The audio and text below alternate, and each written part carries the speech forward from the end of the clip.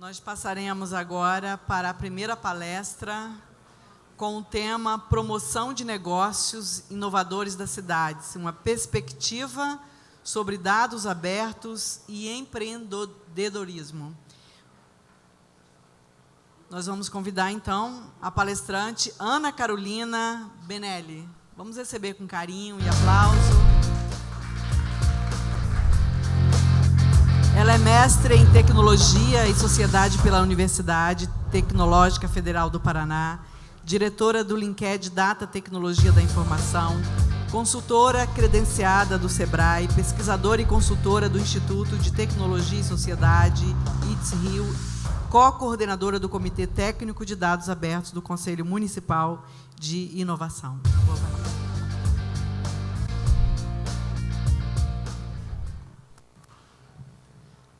Olá, boa tarde a todos. Primeiramente, parabéns pelo painel. Yuri realmente foi brilhante na sua exposição e na sua mediação. É um prazer estar aqui. Estou muito animada. Estou fascinada pelo ecossistema de inovação aqui de Teresópolis e do Conleste como um todo. Eu sou de Curitiba, mas trabalho no Rio de Janeiro e vou contar um pouquinho para vocês do que a gente tem visto de possibilidades de mercado de futuro ali no ITS. Vou também trazer algumas referências, alguns benchmarkings para vocês, porque como a gente está trazendo cases, o objetivo é que também isso a gente possa, baseado em dados, orientar e guiar, né, e trazer algumas provocações, inclusive, para aqui os municípios do Conleste. Então, primeiramente, gostaria de agradecer todo o setor de políticas públicas do SEBRAE, que me chamou até aqui, agradecer a coordenação regional da Cláudia também, e as belas exposições de todos os prefeitos e secretários que tivemos até agora. Vamos falar um pouquinho, então, sobre promoção de negócios inovadores em cidades.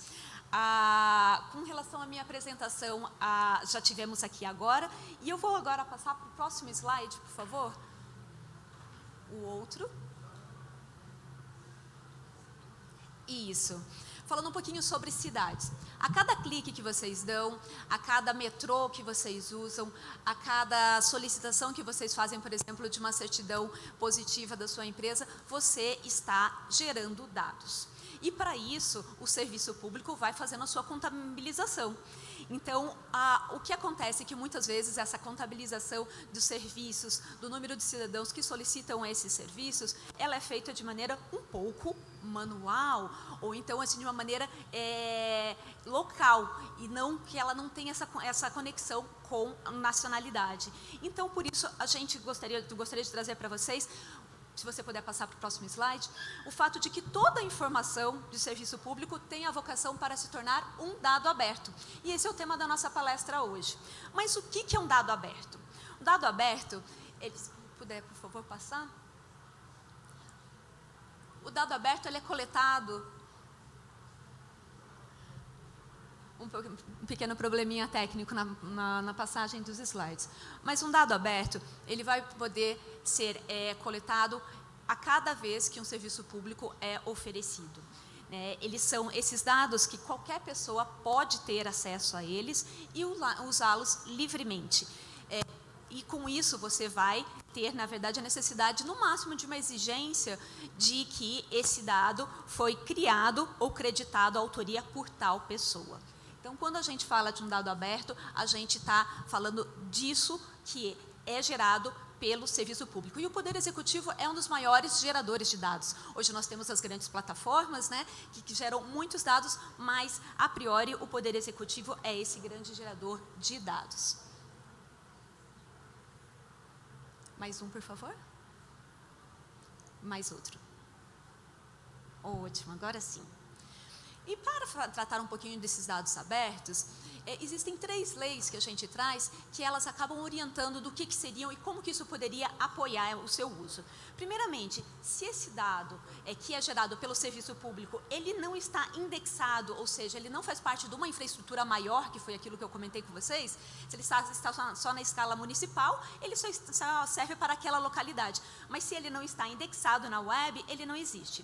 Se ele não estiver aberto e disponível em formato compreensível para que outras pessoas possam também fazer uso dele, ele não é considerado um dado aberto. E a última Lei Geral dos Dados Abertos seria um referente a ter um dispositivo legal que permita sua reaplicação. Então, se isso não existe, ele não é útil.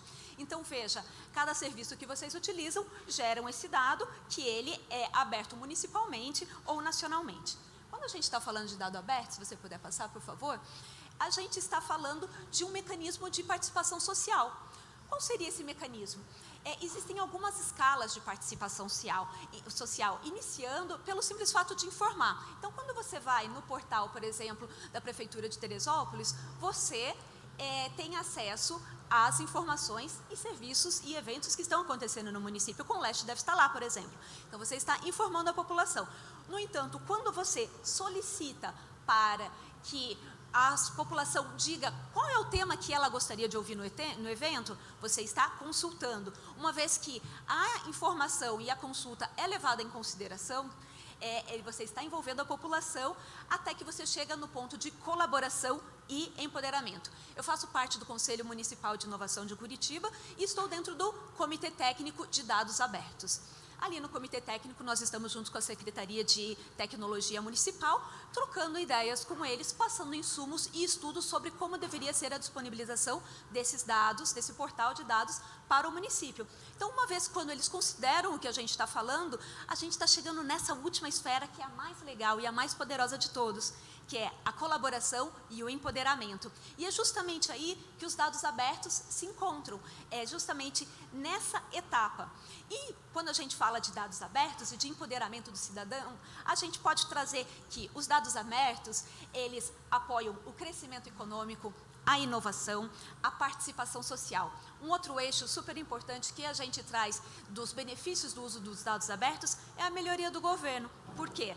Porque com dados abertos você vai poder ter maior transparência. E a partir do momento que você tem essa transparência, você tem a possibilidade também de combater a corrupção. Um outro ponto que é interessante e que deve ser lembrado é a melhoria dos processos e serviços públicos. Uma vez que você tem dados abertos que você compartilha com o poder público e o poder público vai poder trazer, apoiá-los para que você possa desenvolver serviços a eles. Então, a gente falou tanto das GovTechs e esse evento não poderia ser mais oportuno para a gente falar hoje sobre dados abertos. Uma outra proposta é a resolução de problemas de políticas públicas. Por quê? Porque você vai trazer decisões públicas baseadas em dados. Então, em vez de você, reunidos localmente junto com os servidores públicos, achar e supor, você está consultando e você está tomando essas decisões baseadas numa linha histórica, por exemplo.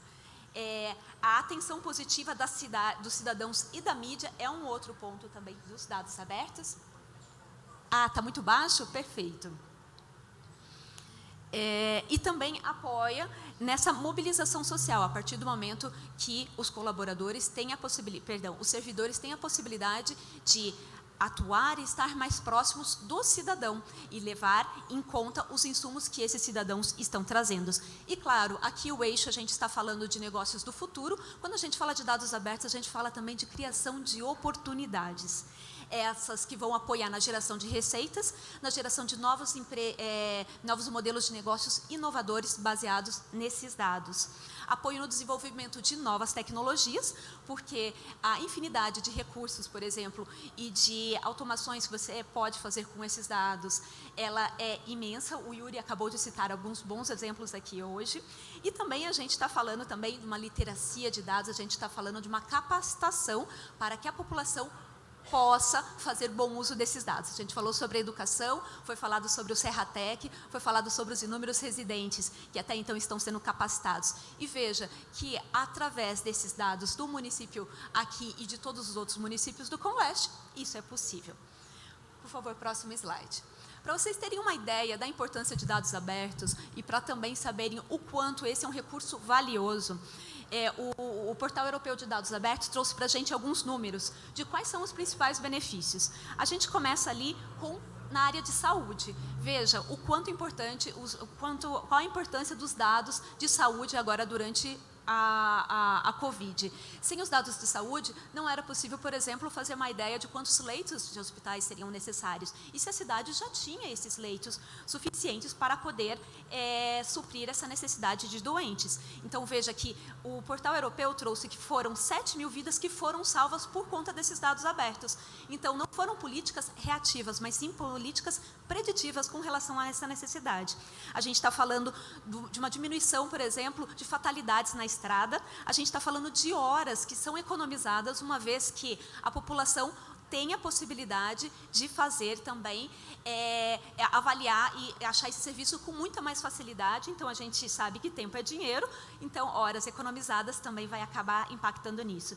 E a gente está falando aqui de PIB também, que é aumentado por conta dos dados abertos. Isso falando em uma escala continental europeia. Agora, se a gente passar para o próximo slide, a gente vai ver agora uma escala municipal. Veja só, a partir do momento que Londres abriu seus dados de mobilidade, eles conseguiram aumentar um total de 130 milhões para a economia municipal. Então, veja, a gente está falando de 130 milhões de euros anuais, desde que eles abriram os dados. Então, não foi somente localmente, também não é o número do apanhado, desde que abriram esses dados.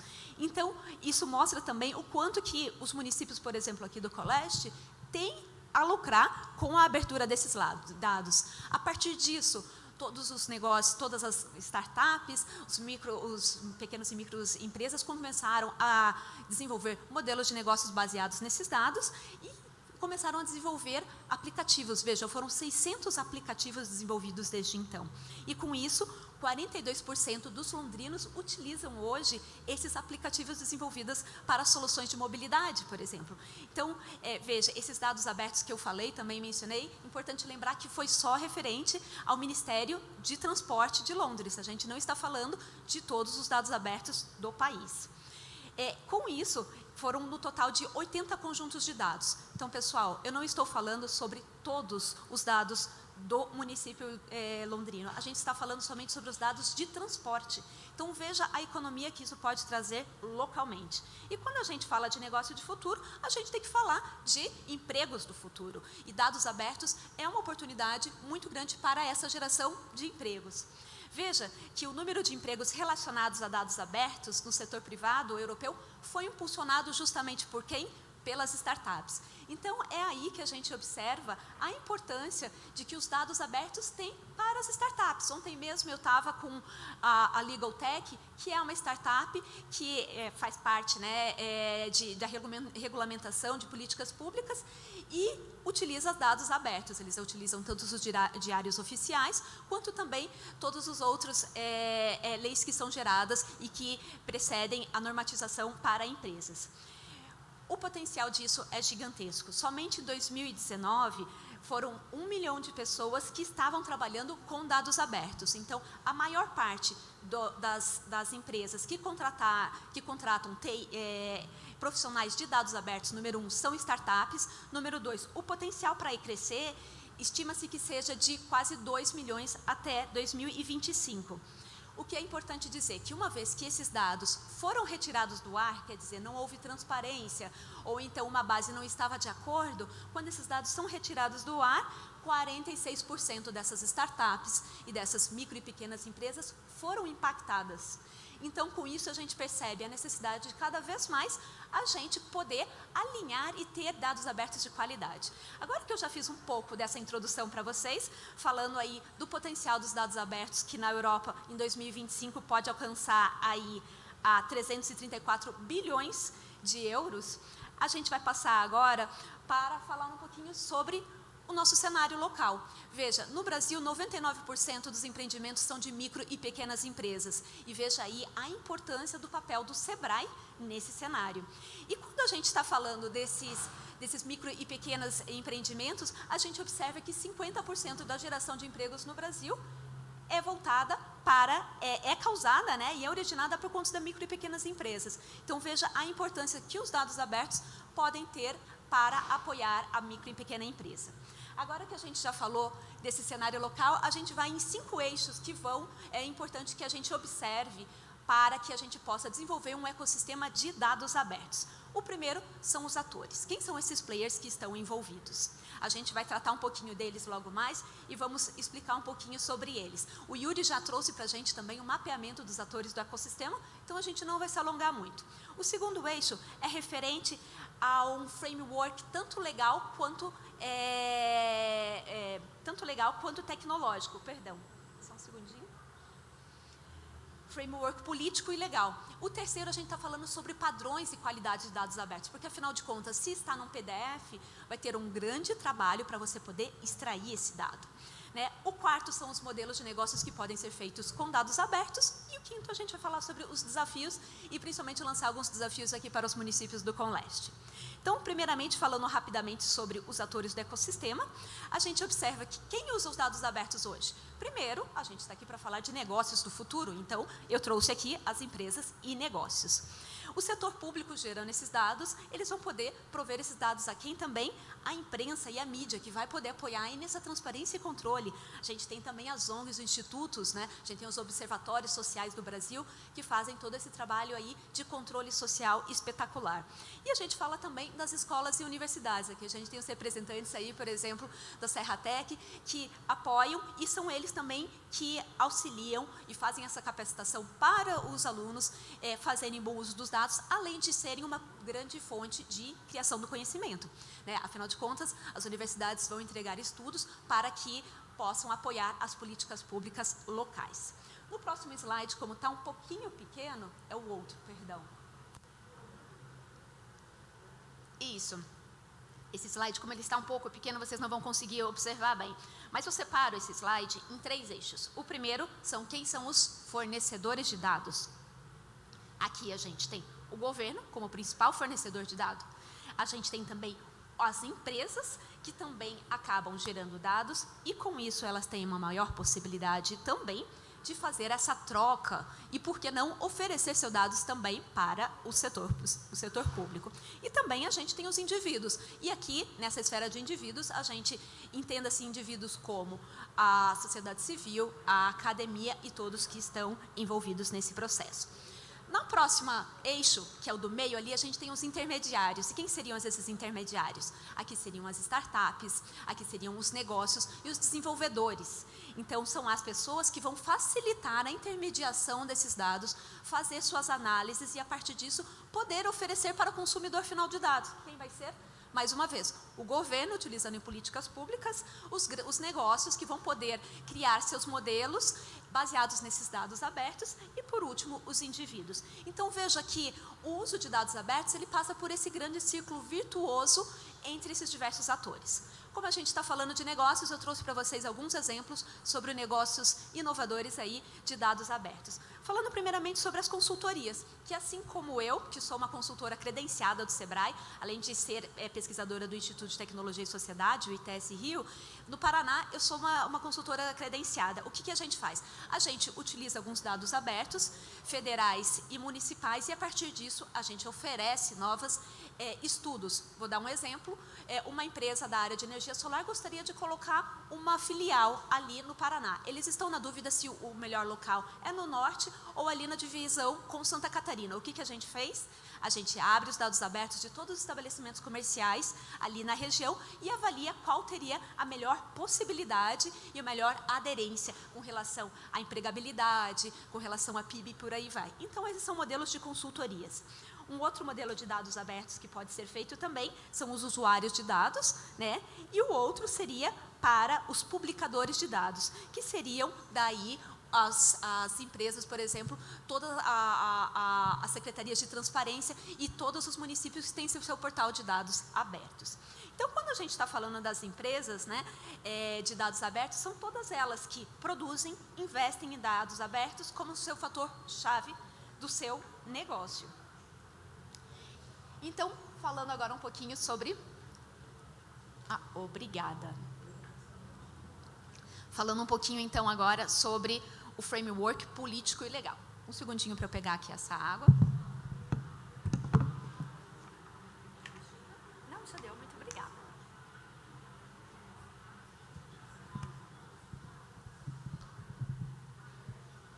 Próximo slide, por favor. próximo. Ótimo. Quais são as políticas públicas que a gente possui para o fomento do uso dos dados abertos? Primeiro, vamos falar sobre a LAI. A Lei de Transparência e Informação, ela vai fazer agora 10 anos, e só é através dela, quando o Brasil começou a fazer parte da Parceria para o Governo Aberto, também que a gente obteve esse salto exponencial com relação à disponibilização dos dados aqui dos municípios. A LAI, ela é federal, mas hoje a gente observa que muitos municípios, por exemplo, ainda não têm LAI. A gente tem 5.565 municípios no Brasil inteiro. Desses 5.500 municípios, a gente observa que 4.600 ainda não possuem sua lei de acesso à informação municipal. E esse é um grande problema, porque sem acesso à informação, você fica cega se não tem a menor condição, por exemplo, de ter acesso a dados que podem se transformar em modelos de negócios. A outra lei que é importante é a Política Nacional de Dados Abertos mesmo, né, que ela acabou sendo aí de 2016, e tem uma outra lei que a gente observa que tem trazido uma importância muito grande na abertura e disponibilização do acesso ao dado, é a LGPD. E ela é, na verdade, juntamente com a LAI, são as duas faces da mesma moeda, porque ela possibilita que possa dar maior segurança aqueles dados disponibilizados dos cidadãos. Então, veja, a partir do momento que você abre esses dados, você também observa que há uma necessidade maior de proteção e privacidade desses dados, uma vez que eles não podem, de maneira alguma, acarretar algum dano a esse cidadão. E, por último, a nossa lei, que é a mais importante, que saiu agora em 2021, que é a Lei de Governo Digital. Então, a Lei de Governo Digital é ela que vai apoiar aqui os micro e pequenos empresários para desenvolver seus negócios. Então, tenham sempre em mente que a Lei de Governo Digital, ela tem sido tocada em diversas instâncias, não sempre com a mesma intensidade, mas de agora em diante, estejam realmente atentos, porque é ela que você vai poder se respaldar. O que ela traz? Ela fala principalmente sobre o governo digital e a eficiência pública. Além disso, ela vai trazer uma proposta de governo como plataforma. O que seria isso? Que é quando o governo oferece a infraestrutura e o setor público traz seus negócios para poder prover novas soluções a problemas públicos. Então, fora isso, a gente também tem os laboratórios de inovação, ela também traz a importância da digitalização do poder público, fala sobre o domicílio eletrônico e fala sobre a governança digital. Quais são os principais princípios que tem a lei de governo digital? A primeira dela, ela fala sobre dados abertos.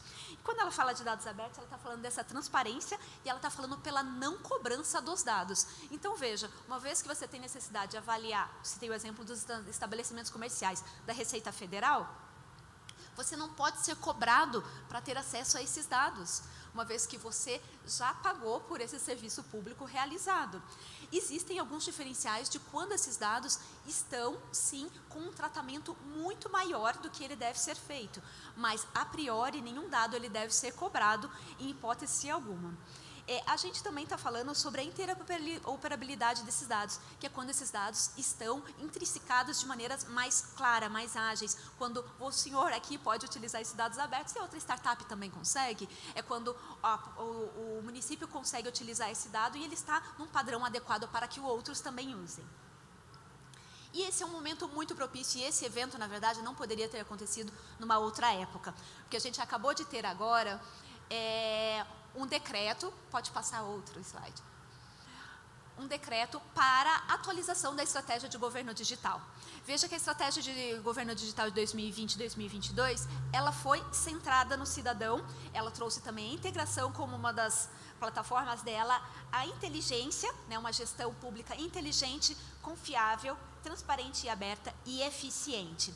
Agora, faz 2 semanas, houve esse decreto para favorecer e beneficiar e atualizar essa estratégia de governo digital. E com isso, ela traz 5 pontos. Eu vou ler aqui para vocês rapidinho, só para vocês verem como tem a aderência com esse evento. Primeiramente, eles falam sobre a criação de uma integração entre os agentes públicos da transformação digital, que é exatamente o que a gente está fazendo hoje, né?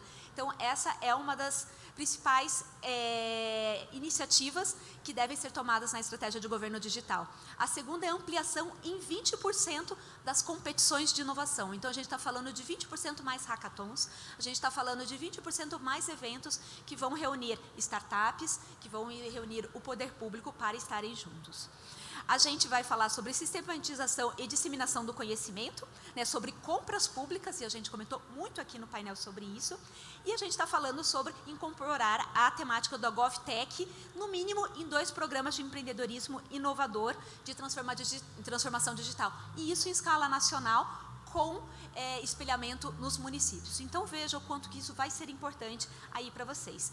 E dessa forma, a gente fechou o nosso segundo eixo, que é Political Framework e Legal. A gente vai agora para o terceiro, que é referente aos padrões e ferramentas que facilitam a interoperabilidade dos dados. E quando a gente está falando de dados, eu expliquei para você da necessidade de se ter dados limpos. O que isso significa? Esse dado ele não está no PDF, esse dado ele não está integrado com outros, né? E por quê? Porque a maior parte das pessoas e a maior parte do serviço dos cientistas de dados está focado especificamente em quê? Fazer a limpeza desses dados. Porque ele, em vez de poder estar atuando na análise, ele tem que dar essa limpeza e higienização, porque ele não está adequado para se fazer essas análises. Veja que 80% do tempo desses engenheiros de dados é gasto na limpeza. E para cada cientista de dados, é necessário um engenheiro de dados para poder atuar nisso. Então, veja aí a importância, né, de ter uma padronização. E quando a gente está falando aí sobre serviços, se você puder passar, ótimo. Eu, enquanto consultoria de inteligência de mercado, eu fui dar uma olhadinha nos 17 municípios aqui do Conleste. Então, eu pedi para o meu cientista de dados ir até a base da RAIS e trazer para mim quantos são a massa de colaboradores e trabalhadores registrados aqui no Conleste. E nós temos 514 mil trabalhadores, segundo a RAIS de 2020. Veja que a maior parte desses colaboradores estão focados na atuação de serviços, comércio, indústria, construção civil e agroindústria. Né? E com isso, a renda média dos trabalhadores aqui do Conleste seria de R$ 2.178. Agora, se a gente for poder fazer um recorte especificamente com relação aos trabalhadores de TI, vocês vão observar que existem 4.005 trabalhadores da área de TI aqui no Conleste.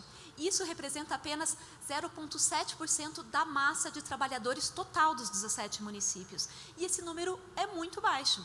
E daí, quando eles falaram da necessidade de educação e como é interessante e importante ter um Maker Lab, um Maker Space aqui para o Hackatruck, é super importante. Por quê? Porque a gente está com um déficit gigantesco aqui localmente. Veja que em São Paulo, a média de trabalhadores de TI para o total de trabalhadores é de 2,7%. Já no Rio de Janeiro é de 2% e em Curitiba 2% também. Então, veja da importância de uma educação aí na área de ciências de dados.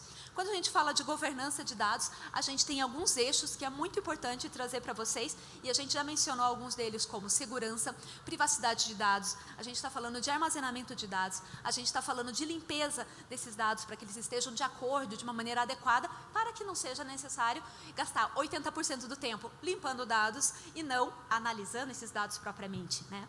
E para isso eu trago uma iniciativa para vocês, que é o Mapa da Informação. Essa iniciativa, é o próximo slide, obrigada. Foi desenvolvido pelo ITS e o Instituto de Tecnologia e Sociedade para poder oferecer um mapa dessa informação mais valiosa nesse momento agora da nossa economia contemporânea, que seria a informação.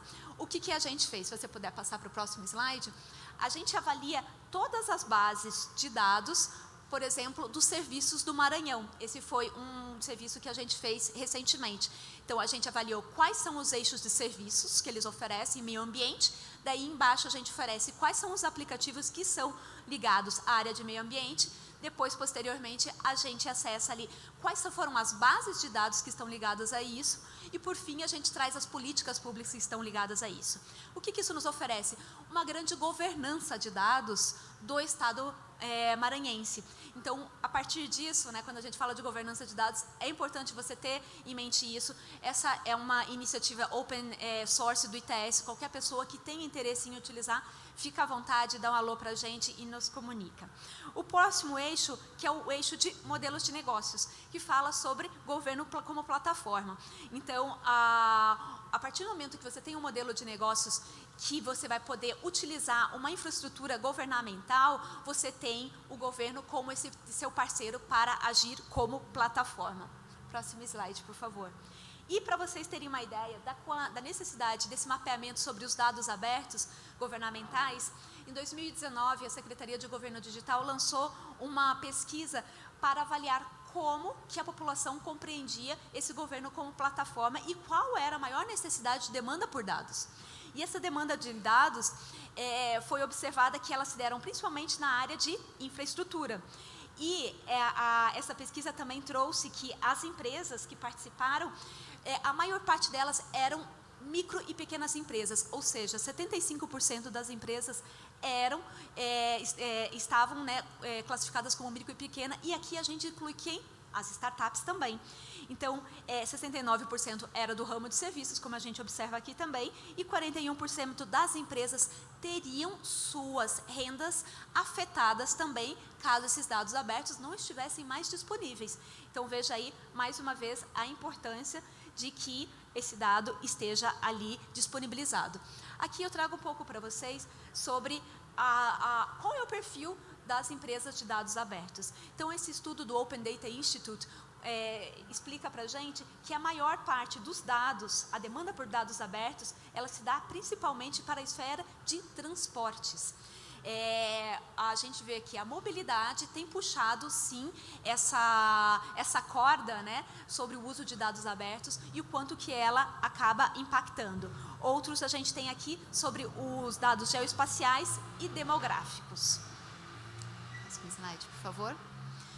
Já que a gente está falando de modelos de negócios inovadores, aqui eu trago para vocês alguns modelos de negócios inovadores baseados em dados.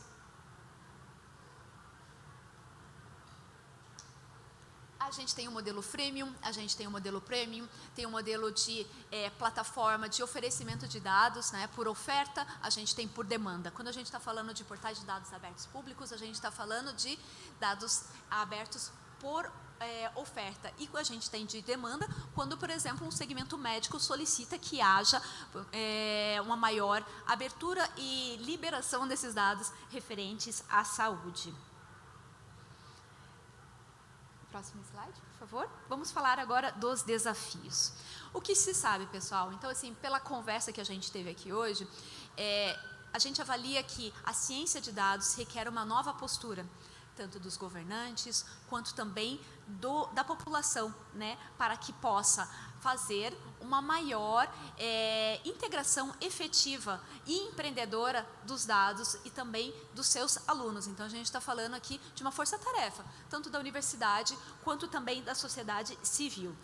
Há necessidade importante de que exista essa integração de forma efetiva, do contrário, a gente pode ter uma grande brecha digital. E o que seria essa brecha digital?